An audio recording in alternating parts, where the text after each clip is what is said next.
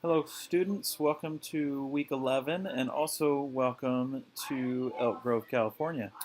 Um, I know the view is pretty awesome behind me as you're looking at that wall. There's my daughter. She wants to say hi. Excellent.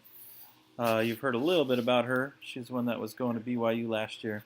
Anyways, we're on vacation, and you know how things work with an online class is whether you're on vacation or whether you're at home or whether there's work or whether the kids are sick, the class just keeps marching on. And so just making a quick little video here in their family room to give you a heads up about this coming week.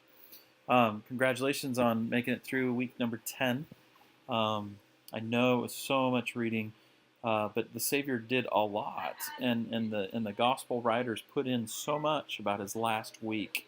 Wanted us to understand, what he spent his time doing, what he preached, what he did, and so hopefully, that encouragement to not just get so overwhelmed with the amount, but you were able to really process it and enjoy it. I hope that was your experience last week. This week is a natural progression. If we've gone from the last week of the Savior's life all the way to his crucifixion, then obviously this week we're going to be looking at the time between his crucifixion and his resurrection.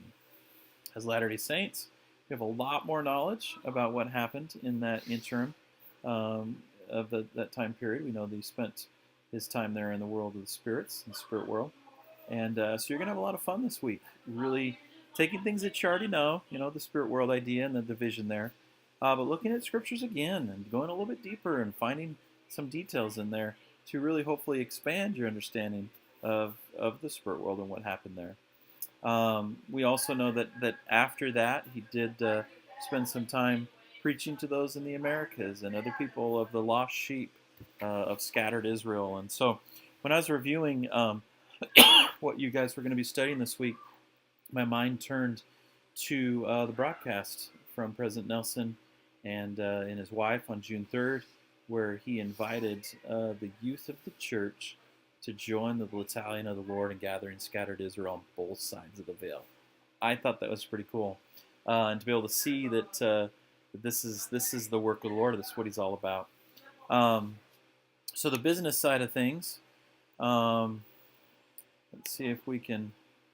We'll shrink me down just a little bit here to not be too distracting.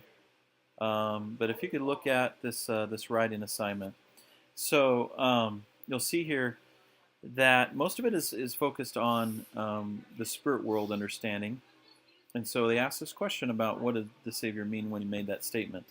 So I don't want to tell you what I think because I want to know what you think. But really, what did he mean when he made that statement? Because were they literally with him?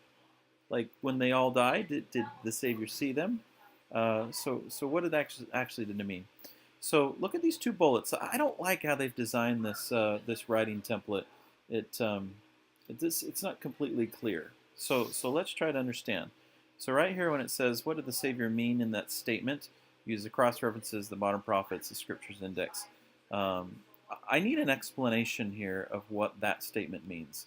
So you're going to reference stuff. You're going to have prophets in there. And again, this doesn't need to be exhaustive.